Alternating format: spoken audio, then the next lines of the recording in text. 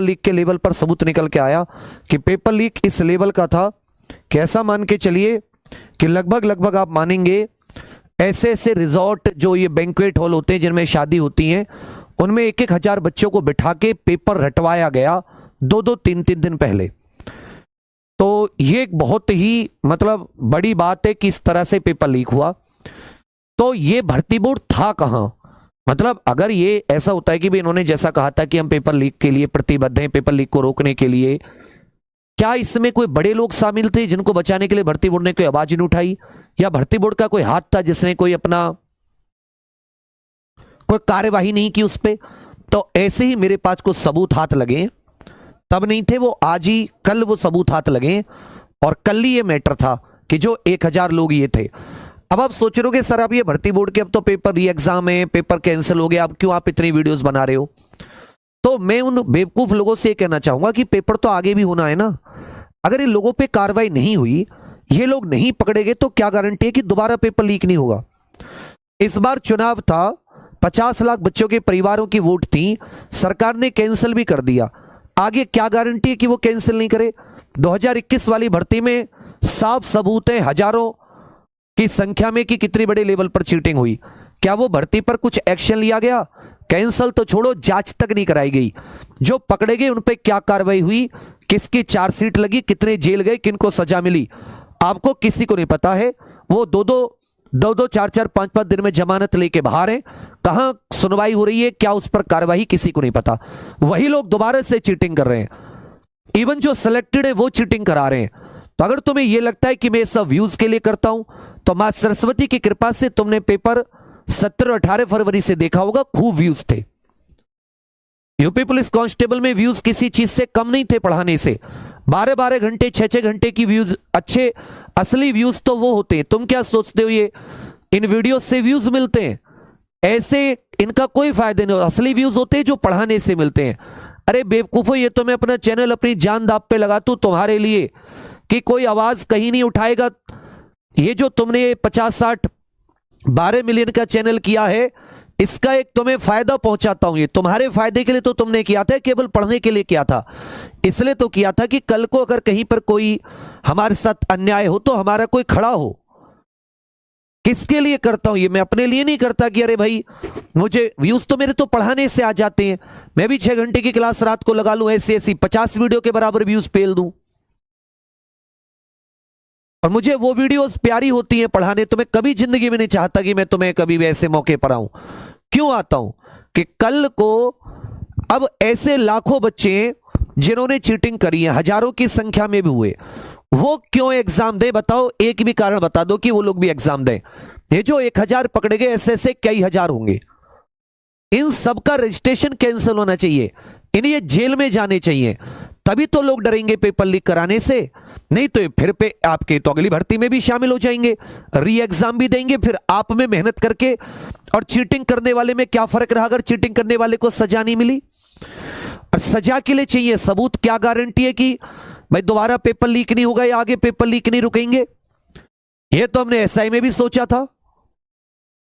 तो बाबू, ये मैं खड़ा रहता हूं तुम लोगों के लिए, ये मुझे खुशी नहीं मिलती जो तुम उल्टा सीधा सुना देते हो। रे तो चैनल चला जाएगा, तो बनाया भी तो तुम ही ने था। अन्याय के लिए आवाज उठा रहे हैं, अन्याय के विरोध में, न्याय के लिए। हमारे पूर्वजों ने, बाबा साहब ने, भगत सिंह जी, चंद्रशेखर आजाद जी, राम प्रसाद बिस्मिल जी, गांधी जी ने आवाज उठाई थी, सुभाष जी ने। अरे तो वो न्याय के लिए तो आवाज उठाते थे। आईएएस वाईएएस छोड़ के, इतने इतने बड़े अपने धंधे पानी छोड़ के तुम लोगों के लिए, गरीब मजलूम के लिए क्यों उठाते थे? क्या सुभाष चंद्र बोस जी को जरूरत थी आईएएस छोड़ने की? क्या जरूरत थी गांधी जी को इतना वकालत बढ़िया छोड़ने की? क्या जरूरत थी बाबा साहब को इतनी बढ़िया बढ़िया डिग्री लेके कितनी भी बढ़िया नौकरी करते, अपना अमीर बनते? तुम्हारे लिए ना कि तुम्हारी भविष्य की पीढ़ी कहां जाएंगी, उन्हें अपना ख्याल नहीं था। वो तो नींव थे देश की, उन्हें तुम जैसों का ख्याल था कि भविष्य हमारे देश का सुरक्षित हो। वो भविष्य के लिए कर रहे थे, अपने लिए उन्होंने कुछ नहीं किया होगा। वो एक लुंगी में रहे। क्या किया गांधी जी ने? भगत सिंह जी कितनी कम आयु में फांसी चढ़ गए, अच्छे परिवार से थे, विदेश जाके पढ़ाई कर सकते थे, उनके परिवार में इतना सामर्थ्य था, विदेश भेजना चाहता था। तुम्हारे लिए ना बाबा साहब दो दो इतनी बड़ी बड़ी डिग्री विदेशों में से लेके आके फिर भी तुम्हारे लिए वो कैसे कष्ट सहे, दुख सहे, यही ना कि भविष्य की पीढ़ी सुधरे। तो आज जो हम लोग कर्म करेंगे, तुम तो अपना पेट बस हमारा दो रोटी मिले हमें मिले बाकी भाड़ में जाए, कुछ भविष्य के लिए भी नींव रखा जाता है। और इस अन्याय की दुनिया में न्याय के लिए आवाज उठाई जाए तो उसको सशक्त तरीके से आवाज दो, साथ खड़े होकर आवाज दो, उन पूर्वजों का मान रखो, उनकी विरासत का मान रखो। तुम ना रख पाओ मैं तो रखूंगा, चाहे उसमें अंत में तुम भी वहीं जाओगे ऊपर, मैं भी वहीं जाऊंगा। ऐसे नहीं मैं पहले भी चला गया तो क्या है, केस थोड़ी ना कि तुम परमानेंट रहोगे यहां पे। आवाज है, आवाज उठाएंगे गलत के खिलाफ मरते दम तक। उसी क्रम में कुछ सबूत हाथ लगे मेरे पास, बहुत स्ट्रांग सबूत है, आप सुनकर चौंक जाओगे जैसे। और देखो कोई भी लड़ाई होती है ना सबूतों के आधार पर लड़ी जाती है। आपने क्या सोचा कि पेपर आपके डर से कैंसिल किया है सरकार ने, आपसे खौफ खा के किया है? सबूत स्ट्रांग थे, सबूतों ने तो झुकाया ना, तो पहले सबूत इकट्ठे किए गए थे, तब पता चले तो पेपर लीक कहां से हुआ, प्रिंटिंग से। अब और तगड़े सबूत हाथ लगे। ये जो आप वीडियो देख रहे हो इसके कमेंट्स में रात की 9 बजे की क्लास का एक लिंक है। ऐसे सबूत हाथ लगे कि जिन लोगों की जांच होनी चाहिए और तुम लोग पीछे हटे या साथ नहीं आए तो हम ये जांच नहीं करा पाएंगे। ऐसे उत्तर प्रदेश में पेपर लीक होते रहेंगे, चोर भर्ती होते रहेंगे। सोचो 1000 बच्चे एक लॉन में बैठा के, किसी का खौफ नहीं, पेपर रटवा रहा है व्यक्ति 2 दिन पहले एग्जाम से। और शुरुआत में तो तुम्हें भ्रामक ही बता दिया था, शुरुआत में तो तुम्हें राजनीति से प्रेरित बता दिया था। भला हो कि तुम्हारे पास स्ट्रांग सबूत थे। तो गलती हो कहां रही है, कोई तो इसमें बड़ा शामिल है। तो आज रात 9 बजे आप सभी लोग लाइव आइएगा इस बात को जानने के लिए कि भाई एक्चुअल में सर, और मैंने जब भी तुम्हें लाइव बुलाया कभी खाली हाथ नहीं जाने दिया होगा, स्ट्रांग सबूत दिए होंगे जिससे तुम अपनी बात मजबूती से। हमें इस पूरे गिरोह को खत्म करवाना है, इन सबके रजिस्ट्रेशन कैंसिल करवाने। जितने भी पेपर लीक में शामिल है, चाहे वो स्टूडेंट हो, चाहे उनके माता पिता हो, चाहे वो दलाल हो जिसने पेपर लीक कराया, चाहे मुख्य हो, चाहे वो उसने पेपर फॉरवर्ड किया हो पैसे के लिए, उन सबको तुम साथ दोगे नहीं दोगे क्लियर कर दो। तुम्हें सुनाना यही सुना के खत्म करो।